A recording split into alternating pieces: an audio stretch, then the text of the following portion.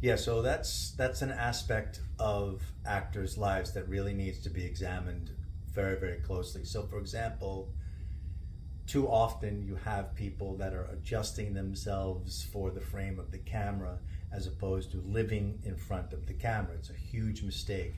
You go back and you watch some of the legends that you love from the 70s, which were, the best time that films were ever made. And you really, really watch them in close up. We recently lost Gene Hackman, but go back and watch Gene Hackman in his close ups in, let's say, The French Connection, where he won the Academy Award. Go back and watch these films.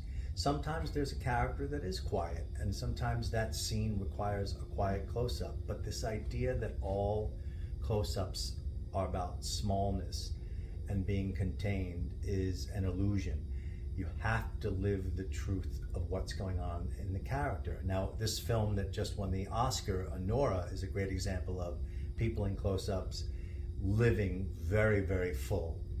And too often people go into monitor classes and they study themselves on a monitor and they become very, very small, afraid, minuscule actors. Not better actors, small actors that aren't alive. It's if you're alive, you're alive. But if you're if your work is becoming small and not alive, it's a problem. You want to make sure you're always living. This is why Denzel Washington says things like, go do stage, get on stage, do stage work. He's not kidding around, because your instrument head to toe is a thing that you must become used to using. And so it's a big part of training, and one of the reasons that I train people both in person and on virtual. So what I do is I take person into a kind of three-dimensional box and we do head-to-toe work. And in the virtual, we approach it like it's a cinema class. So we're really living in front of the camera lens at all times.